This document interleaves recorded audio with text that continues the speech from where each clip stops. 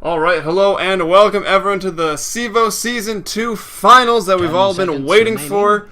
Of course, to get rescheduled from Thursday, and now it's Friday the 13th, so maybe it will bring luck, maybe it will bring bad luck to either of these teams. Those teams being Fabulous Fagos and No Fire Wisp Bottom. So No Fire Wisp Bottom has not taken a loss in the postseason. They rode their way through the upper bracket into the grand finals. Fabulous Fagos, however, was dropped down to the lower bracket by none other than No Fire Wisp Bottom. So they've got a bit of work to do here tonight, as the grand finals format is a 2 best-of-3 series. No Fire Wisp Bottom has to win 1 of the best-of-3, where Fabulous Fagos has to win 2 best-of-3 series. So it could be a quick 2 games, or we could have 6 games tonight. So who knows? Could be a lot of action, could only be 2 games. Either way, draft now underway. Naga, first ban out here, been picked up a lot recently as a support utility hero. Really strong with the net, can isolate BKB heroes, ultimate to reset fights, great hero overall, can really be a nuisance. Weaver as well, with the bugs, armor reduction, damage, running in and out of fights with Saguchi being annoying. So some armor, debuff heroes taken out there, and the Naga and the Weaver on the other side of things. Abaddon, very annoying with the Aphotic Shield, and buys a lot of time with borrowed time. Believe it or not, and Batrider, of course, being taken out. But to quickly catch up here with the picks, Fabulous Fagos potentially drafting a nice aggressive tri-lane with a Visage, but it doesn't have to go there. We'll wait and see, as they do have Darkseer, a hero that really does excel as a strong offlaner. So we'll see if they want to put Darkseer in the offlane, or maybe just go aggressive and have Darkseer solo with the creep skipping. Either are very viable options. And Wisp. So No Fire Wisp Bottom, they do pick up the Wisp. A lot of players normally ban it out, but now there's so many heroes to ban out. Wisp gonna get through. We'll see how they can handle it. I'm not sure who's gonna play that hero for them, as unfortunately I've only got to cast No Fire Wisp Bottom 1 or 2 times, and on that second occasion my internet kept dying, so didn't get to pay attention because I was so distraught. But they do also pick up the Bounty Hunter as well, so a very strong combination here. Bounty Hunter can hit 6, or even before that, but probably will be 6 by the time Wisp is. Can go around the jungle, around the map with the tracks, setting up for Wisp ganks. And sometimes he won't even have to be there. If someone's tracked in there alone, they can find themselves in a lot of trouble, as the Lifestealer is going to be the third pickup for them. Not the best hero to pair with Wisp, but it does well. And having the Wisp denies the Wisp, so maybe kind of just what they're looking at. Don't really have to utilize the relocate ult so much. Wisp is just strong in team fights. But a lot of bans coming out as well. The OD and the Coddle taken out by Fagos, as well as the Chikiro and the Gyrocopter taken out as maybe a strong aggressive tri-lane duo by No Fire Wisp Bottom. Also banning out the Anti-Mage as their last ban. Fagos yet to pick up their main carry, as we see them now scooping up a Rubik and also a Razor. So maybe Razor gonna head into the mid lane, could also be the carry in the aggro or defensive tri-lane. We'll see how they're going to try to run that. As the Nake's Bomb is a go. Lifestealer and Storm Spirit right now on No Fire Wisp Bottom, along with the Bounty Hunter and a Wisp. So look for No Fire. Maybe we'll call them that. No Fire Wisp Bottom. It's a bit of a mouthful, but we'll see what happens. They've got a lot of punishment in terms of jumping with the Nake's Lifestealer. The Nake's Storm Spirit combination, as well as the Wisp. Lifestealer, Wisp, Bounty Hunter. Bounty Hunter is going to be there scouting for the Storm Spirit, Nake's Bomb, as well as the Wisp and whoever else they pick up. I don't know. It's Fabulous Fagos is going to have a very, very cautious game once everyone is level 6 on the side of No Fire Wisp Bottom. And playing that cautious is sometimes very hard. It's definitely possible, but the heroes in this game right now, I believe Lifestealer and Storm Spirit, and the top tier competitive have like a 60% plus win rate together, and then pair that over to Wisp. Wisp is like 55 or 60% plus as well, so there's a reason for that. It's very strong and it punishes poor positioning, and they're definitely going to look to do that tonight. However, grouping up as 5, Fabulous Fagos does look pretty strong at the moment. They've got the Razor to deal with Lifestealer in terms of static linking away his damage.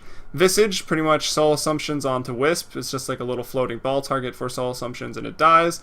So that's nice. The Darkseer wall as well. It's going to be great. Maybe a little concerned stun-wise. They've got a Telekinesis, and that's about it.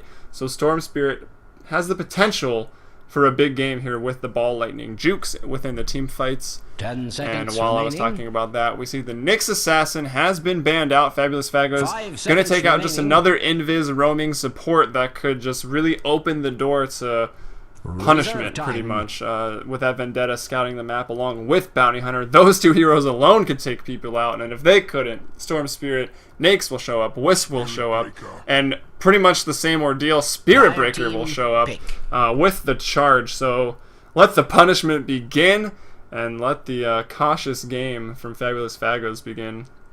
I mean, Spirit Breaker gets going at level 3, pretty much a point in charge, 2 in bash, or vice versa.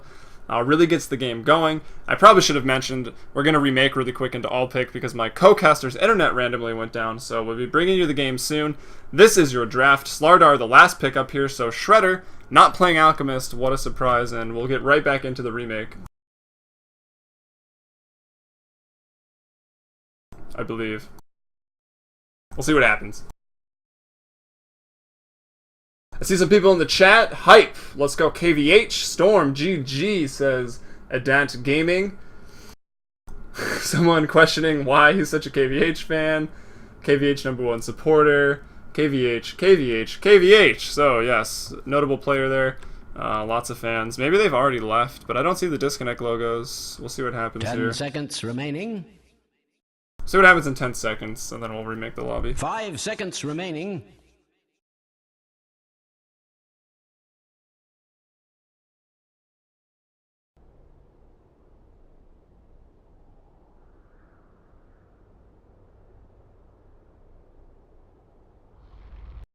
Alright, we've commenced the remake.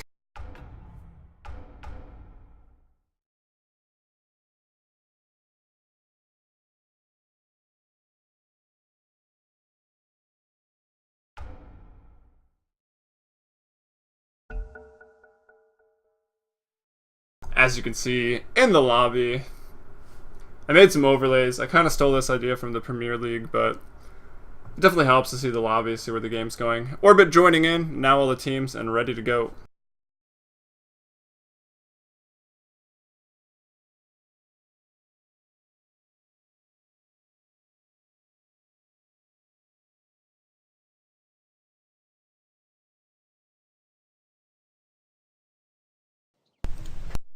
Hey, can you hear me? I can indeed.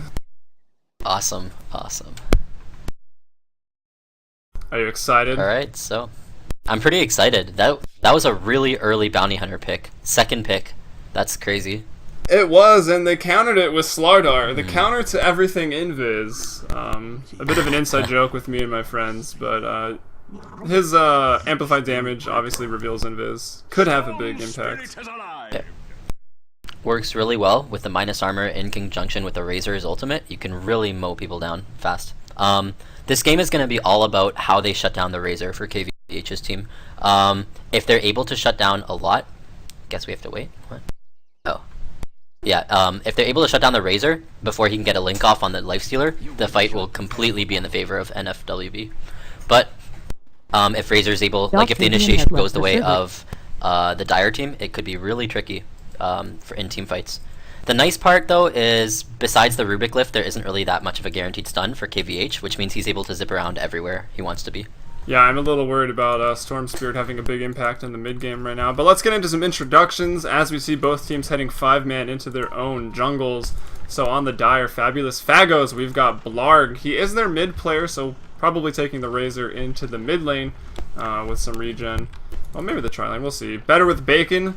#1 Clockwork, I know I rave about that a lot, but this time playing Darkseer, looking to maybe creep skip with the Stout Shield. We've got Shredder not playing Alchemist for once, he'll be handling the Slytherine Solardar. And Broccoli and Cheese, once again on the Visage. And last but not least, we got Rarsum here on the Rubik. And I'll let you handle the Radiant. So no Fire Wisp bottom. KVH, the captain, is going to be playing the Storm Spirit in the mid lane. He didn't actually get pooled, which is pretty interesting. It looks like they kind of set up for an aggressive tri lane, but the two supports this game are going to be my boy, it's your boy, on the Wisp, and Ellen Pudge on the Spirit Breaker. In the off lane, yeah, it looks like it's going to be an aggro tri. Clark is going to be playing the Lifestealer off, and then Gofu on the Bounty Hunter, who might get engaged right now. in the solo save. Yeah, gonna be found out by 3. Grave Chill goes out. Invis Sentry is dropped. That uses both of their stuns though chained together pretty quickly, and that's gonna let Gofu get away. So maybe a bit of a mistake there. Getting that first blood would have been nice for them. As he runs away up to the Dire entrance, eats a tree, and comes back. Maybe going to his lane, maybe going mid, kind of just running around. Maybe wanting to... I feel like the supports of the Dire could have stayed there and just completely shut him out. He would have been zoned out completely, the Bounty Hunter, from coming back into his lane. Yeah, but they went into the lane. Yeah, they went into the lane though, and Bounty Hunter's just going to sit here and get some levels. That was 1 sentry wasted, I guess? Not really wasted, but...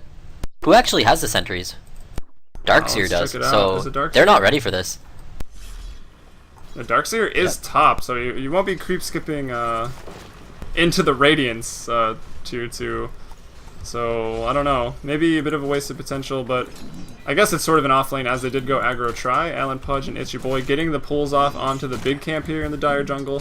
So they're going to be getting their levels up, which is nice. Maybe not the fastest, as fast as the defensive tri lane. I mean, Wisp on the Radiant, if you just do pulls into the 3 camps, you can hit 6 around 6 minutes, so...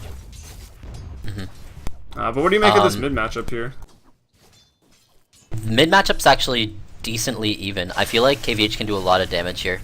Razor, it's hard for him to chase, except for just now because KVH used his Static Remnant a little early there. But it's hard to chase into Static Remnant because it does a surprising amount of damage. Yeah, just check it out. However, it does 140 at gets level 1. That is quite a bit. Can definitely push the wave and still last hit, even when he is static linked. But the harass with the static link damage obviously is still a lot for KVH to handle. Not only that, but with your overload, with your passive, you do still get the plus damage there. So you're able to last it with overload damage as well against a Razor, which is awesome if you don't do any damage at all. Yeah, it's Raze to the bottom rune right now. Is he gonna get it? Oh wow, that was really big. Will deny. Could have maybe lifted there, maybe a little body blocking going on either Grave Chill or the telekinesis. Could have been maybe another chance at first blood, but it looks like it's not going to be the case as he will escape to mid lane. Gonna force him to Bottle Crow though, brings the courier back to him over there. Yeah, I think that was actually really big. The Bottle Crow is really late because of that. He expected himself to get the rune. It's pretty tricky to get runes like that though, if you're facing a 3v1 lane bottom because the supports can easily rotate, and looks like that's what they're doing right now. Both of them actually have TPs on the Dire, the supports. Yeah, they do, and even with those TPs, it looks like they are just rotating top. I mean, tri-lanes with Darkseer are actually pretty effective. Darkseer is a hero that does need levels, but with the Ion Shell in a tri-lane, it does also do work in terms of damaging the other heroes. And they also want to deny the Wisp, a hero that you don't normally see in the aggressive tri-lane, but here it is, as well as the Spirit Breaker, some of their levels. Bara, his charge will be online. I mean, obviously it's online, but you want a couple more levels, maybe level 3 or 4. Obviously 6 is better with the Nether Strike, so I think it's going to be a pretty slow game until we get these levels, and then it's pretty much all hell is going to break loose. The best thing they can do is rotate this tri-lane, but I feel like the supports on the Dire are already ready for that with their TPs. And, you know, Clark is still getting a lot of farm. He's taking a decent amount of damage, though. Yeah, he's the second highest with 15 last hits, 5 denies up here. Leading the CS charts, though, it's going to be Shredder, which I guess I can say as usual. He seems to do it quite a lot. Down there in the bot lane on Slardar at 21 last hits, 12 denies. Compare that to Gofu, 8-0. So mid. Getting levels mid though. Ooh. Charge is coming in on Blarg as he was having a go on KVH, but here comes the charge from Alan Pudge. Can he get a bash? No. 2 TPs come in from the supports that we talked about. One will be cancelled, both will be cancelled, so that does actually waste. What is that, 270 gold? That's a lot of money in the early game. That's like 1 boot and a pair of boots. Uh-oh, dead mid. Blarg though, yeah, definitely in trouble. Vortex comes in, KVH taking no damage from level 1 Plasma Field, and will draw the first blood there on Blarg. Yeah, nice play. Now that gives him a really solid advantage. You know, KVH, great mid player. Utilizing Haster into his advantage. Razor stayed a little bit too long, low health, and paid the price.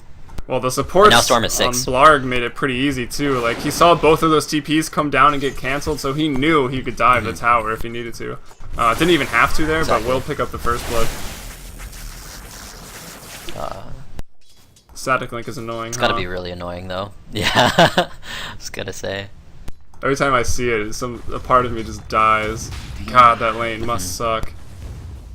Yep.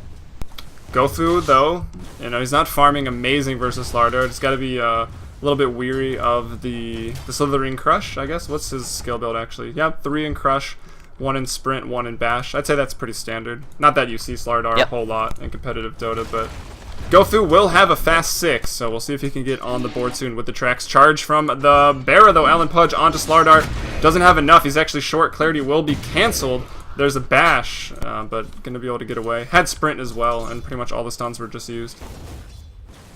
Yeah, I mean, just for the harassment, I guess it was good. Wasn't really going to make anything happen there, as Bounty Hunter still hasn't hit 6. He's really close, though. I think they should gank mid as soon as Bounty hits 6, if they can. Yeah, probably. Just try to shut down the Storm Spirit here. Although, story of this Fabulous could be a really Fagos, nice kill potential. It seems like Blarg seems to have a little trouble in the laning phase. Maybe just because of the heroes he's picked up, but always seems to make up for it later on in the game. Yeah. KVH uses Invis already. I don't know if they can do anything here, though. I'm pretty sure they can't.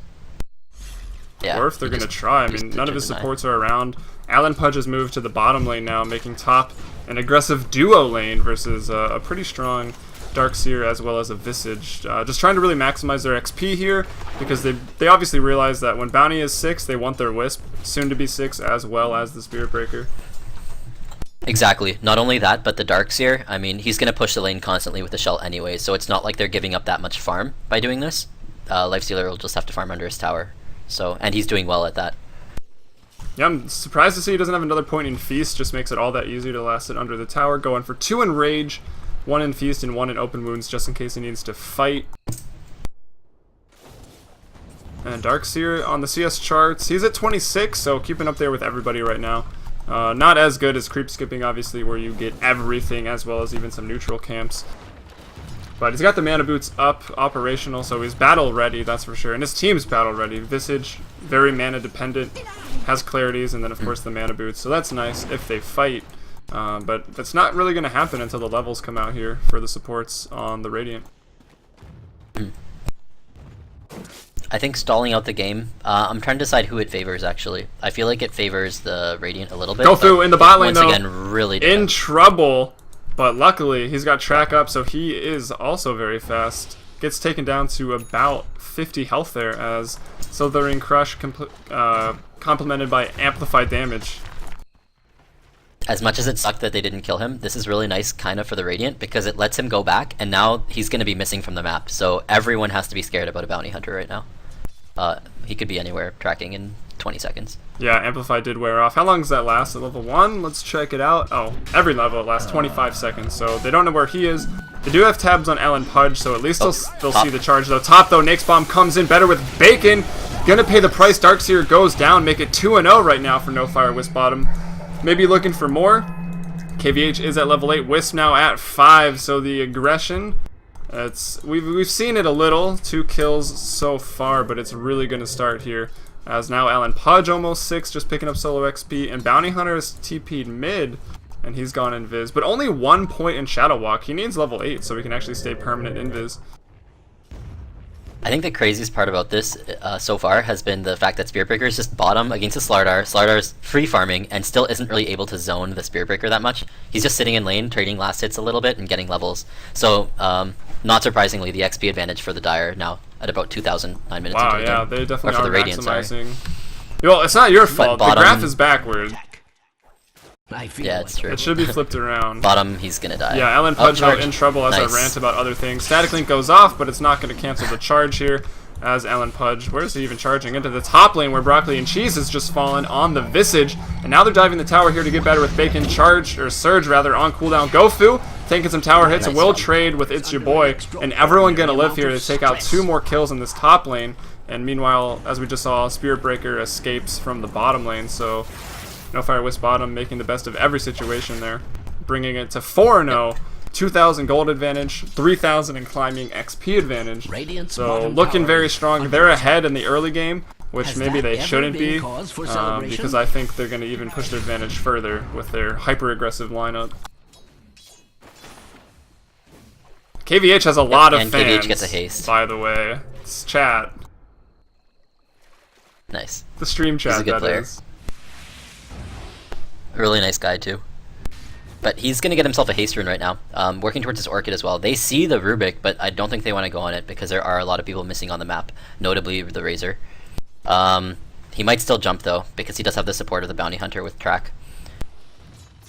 Yeah, Gofu's not the healthiest bounty hunter. He's like 3/4 health right now. Can't stay permanently invis and has no mana regen, so we will be using Shadow Walk a lot. We saw him go up to that cliff so we could reuse Shadow Walk. Here he will scout out Blarg, so 3 in the mid lane right now. Yep. KVH will just go bot. They're going to get Going Slardar. Charge goes in. Here comes the Wisp TP as well. Tether stun KVH. Vortex, and KVH picking up another kill. He's going to be 2-0-1 now, and making it 5-0. No Fire Wisp bottom in the lead here in game 1. The supports are just out-leveling so much. Really nice efficiency coming their way from the Radiant. And they're over a level ahead of the 2 supports on the Dire, which is really nice, especially considering the mobility that the Radiant supports give. With a Wisp ultimate, the Spearbreaker charge, and Storm, they can gank anyone they want. Even with Infest. It's like, all of a sudden... Oh, mid lane though, track kill goes challenging. off. Vortex on Rubik. Nice. Get there at the tail end. I feel like I could potentially miss a lot of kills this game with their mobility, but I'll try my best. I'll stare at the minimap. Yeah, we'll definitely be more active for sure. Bacon could be in Meanwhile, trouble as top, well actually, up they're here, going to go on him. The tether stun's available. The surge goes out, but it looks like it's going to run out. It's gonna level go 2. The open wounds, but the open wounds slow. The tail end of it stays. Tether stun to hit. Supports come in, but it's going to be a little too slow. And Clark and It's Your Boy will get away. Now 7-0. Wisp is level 7 as well. Sorry, I just noticed that Dire's bottom tower is Really nice kind of like textbook plays coming out, you know. It's just the ganks are happening and they're happening successfully. Uh-oh. Same thing happening with the rune? No. No, he will get that one. KVH gets this one. its middle tower is Yeah, under attack. it's good. So he's all bottled up with the Spearbreaker. GD, and it's a double damage, so they're ready to go. And here comes the 5-man. They pretty much feel forced into doing it right now, which indeed they are, so they will group up. But I think this is an issue though. They there's can't no do mech. this. The There's Spearbreaker no mech is on too the high level. Darkseer. I think No Fire Wisp bottom can still take this fight, 5 versus 5. Yeah. Are fortified. For sure. They will I find definitely Gofu think so. though.